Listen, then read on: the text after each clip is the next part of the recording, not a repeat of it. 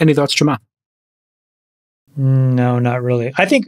I want to know what you guys think about Trump showing up with Big Macs and water in East Palestine. I mean, he's a media genius. He beat Buttigieg to East Palestine. Yeah. That was unbelievable. I literally pull up my tweet. I think this is the power. We because Trump has been out of the public discourse for 2 years. He's a media savant. He is a media savant. Literally, Biden is in Ukraine, saber rattling over air sirens that may or may not be true. They were fake. Who cares? Well, who cares anyway? Well, no. It doesn't matter. No, it does matter. No, hold on. We do. Actually, how do you know you were there? Okay, because I don't need to be. Hold on a second. I don't need to be there because Jake Sullivan participated in a press conference, and he was asked by a CBS News reporter if the U.S. gave the Russians any kind of heads up that the president was going to be in Kyiv.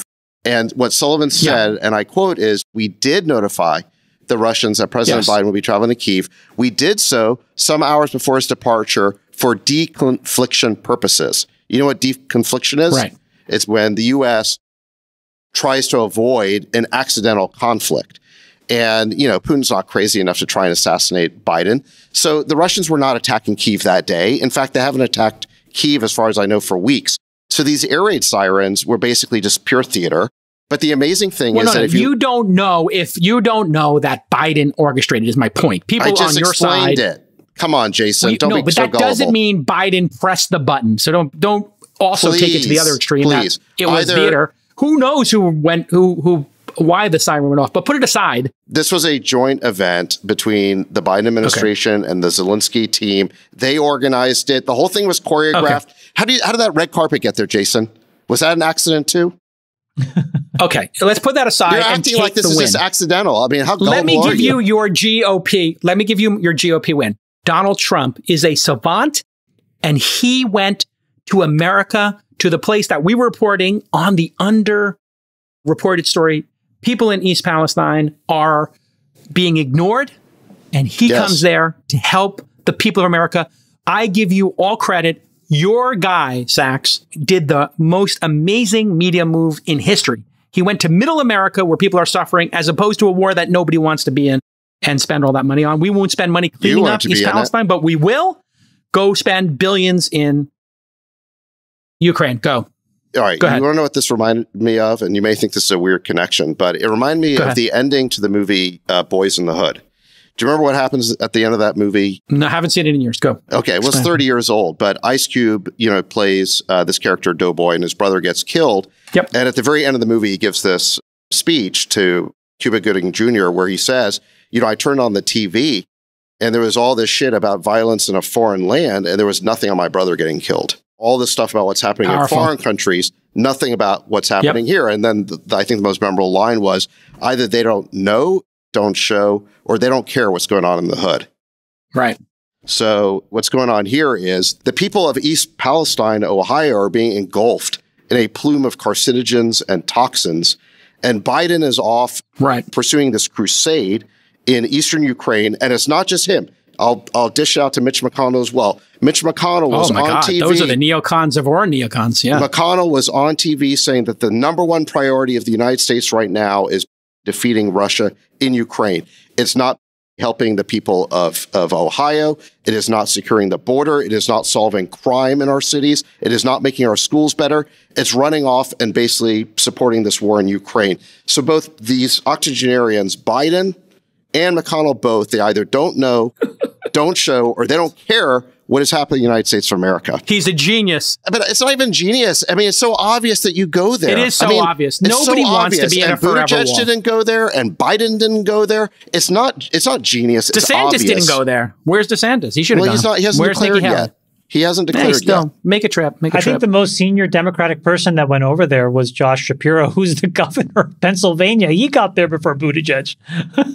What is going on? And it's a never-ending war, and so this is nobody wants to fight a never-ending war. This is what got Bush in trouble, right? Like, this was the big critique. It's like, we're spending all this money over in the Middle East on these conflicts.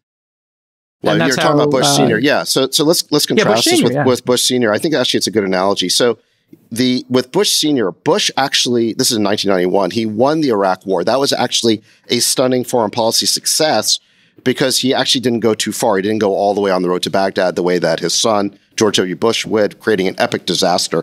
So Bush 41 delivered a victory there, and he still lost election. Why? Because he seemed out of touch. He wasn't focused on domestic problems. The American people want an American president to focus on American problems.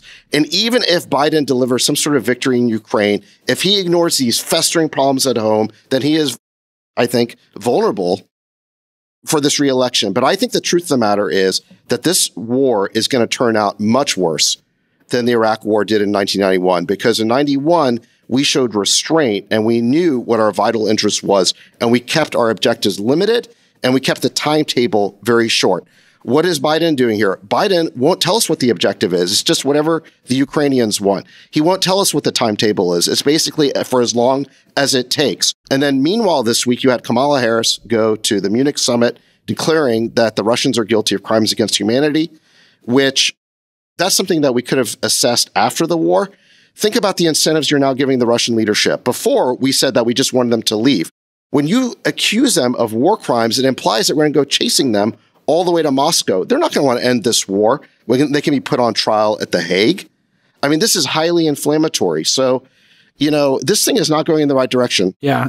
And that was the thing I didn't like about Biden's speech over there is just he's escalating. Hey, that we have to stop Putin. I mean, which you do. He did invade another country. He did cause 300,000 or 400,000 Russians have died, according to reports. Over 100,000 Ukrainians have died, according to reports. Neither side is giving the accurate number because they don't want to demoralize their constituents. But the amount of suffering going on here is extraordinary. And I think it should be the West who is going, send Macron, send somebody from Germany, send some, group of people to then go to Ukraine and work this out. But you don't need to have Biden going there saber rattling. It was too much saber rattling for me. It is. And not enough de-escalation.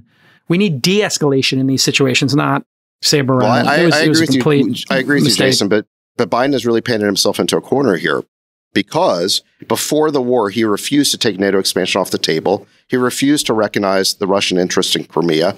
And we gave no support to the Minsk Accords, which would have given some limited autonomy to the Russian speakers in the Donbass area. If we had just done those three things, there would have been no war. Biden refused to do that. He refuses to take NATO expansion off the table even today. So he has nothing to compromise with. He is dug in. And the problem we have now is that it's a lose-lose scenario. If the Ukrainians keep doing poorly, because right now it looks like they're on the back foot, what is the United States going to do? We're going to let them lose this war? Or are we going to keep giving them more aid and step in? It looks to me like Biden now has invested his whole presidency in this, and he can't just let them lose, which means more escalation from us. Huge mistake. And on the Russian side, if the Russians lose, then they have an incentive to use nuclear weapons to rescue the situation. So it seems to me that both scenarios here are really bad, and we don't really have a good way out of this. We're looking for some sort of magical Goldilocks scenario where the Russians sort of lose, but not enough to use nukes. The administration has not given us a clear picture of what victory looks like here that's actually reasonably achievable in a reasonable time frame at a reasonable cost. What do we think, Friedberg, of Xi Jinping making overtures and, hey, maybe we should work towards peace if you follow the money? He wants cheap oil. He wants this thing to end, and he wants the West to be buying goods from China. The West wants to sell a bunch of armaments. The military-industrial complex is absolutely in delight of replenishing all of these weapons. Perhaps a little cynical, the follow the money concept, but what was your take on the chessboard of Xi Jinping is going to visit Putin before Biden does, and he wants to build bridges, and we want to saber rattle? What are your thoughts? If any. Isn't he getting China buys energy from Russia today. They buy oil on sale at a very cheap price. So if I'm China, I want this to last longer, don't I? Why would I want to end this and then have Russia's markets open up? Because if their markets open up, then markets normalize to market prices. Right now, they're getting a discount. So I think rather they certainly don't want things to escalate. The question is, how quickly do they want them to de-escalate? So if I'm China, I'm kind of probably playing a little bit of a middle line here. I obviously don't want to see a big hot war. China's got its own domestic problems right now that seem pretty significant and existential. And having access to cheap energy seems like a benefit. Obviously, if there was significant conflict and escalation of conflict, that would be very bad from an economic perspective for China. So they're probably somewhere in the middle, like a slow resolution, let's say.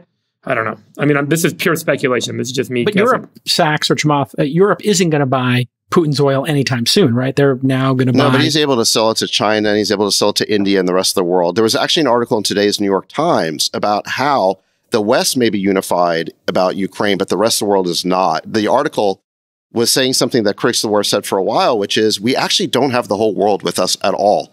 The BRICS countries are not with us. The emerging world, the whole Southern Hemisphere basically is not with us. They would like the U.S. to play a more constructive role in finding a peace deal, not, like you said, Jason, saber-rattling or escalating. So the rest of the world is not happy with us, and this is why the Russian sanctions have not been effective. I think the Russian economy's had like a 3 to 4% hit. It is not the collapse that was predicted because there are enough other countries willing to do business with them. Would this have happened, Chamath, if Trump was president? And how would Trump have handled it, do you think? Just game theory here. I'm just curious. Because Trump almost won, right? I mean, if Trump had won, what would this look like? Would Putin have gone in there if Trump was president? And how would Trump have handled it? Because Trump seems to think, I would have just told him, don't do this, and they wouldn't have done it. I mean, this is the most obvious compliment I can give him. I think that he is exceptionally pragmatic on being anti-war. And I think that that is one of the most positive characteristics that he showed. He was really the only president, I think, in modern history, right, Sacks, that hasn't gotten us embroiled in a new war. No new wars, yeah. It is the best part of him, yeah. He's been incredibly, incredibly consistent. So I suspect that there would have been some kind of a deal. I know that sounds so ridiculous to say, but there would have been a deal. There would have been a deal. He's a deal maker. I actually agree. He's a deal maker. He's a deal. Jason, he gave a statement this week. He went to North Korea. He went to North Korea and met with... He'll shake hands with anybody. Exactly. He would have fired all of the deep state blob that started to position anything towards a conflict. So I think he would have shut the door so ferociously on Ukraine and NATO, and anybody that crossed that line, he would have tarred and feathered publicly. And I think the end result would have been that Putin could have found an off-ramp well before he invaded. Probably. Totally. Yes, I agree. And I agree Trump with that. And blamed Germany for all this, right? He called it. Well, Trump very early asked the question, why are we spending all this money to defend Germany when Germany has this big pipeline deal with Russia? It doesn't seem like they need our protection. They should just pay for it themselves.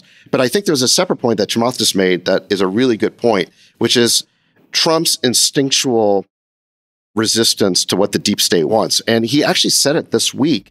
He gave a 2-minute televised statement that was all over Twitter, where he basically made the argument that, listen, the reason why we're in this war is because of the military-industrial complex and the foreign policy establishment. They basically courted this conflict, and they are working at odds with the interests of the American people. It's actually a fairly radical critique. I don't think a major presidential candidate has run against the military-industrial complex the way that he is now positioning himself. And let me tell you this, I've said it before, he's not my preferred candidate. But if this war spirals out of control, either, it turns into a even bigger conflict that draws us in, or it turns into a big recession, because I don't think we've seen the last of the supply shocks from this war. If we get a recession that Trump can, I think, lay at the feet of this war, he's positioning himself to take advantage of this. This could be a silver bullet for him. I don't think he has any other way of winning, but, if this turns into a big mess, Trump is positioning himself. Tinfoil hat, Sack.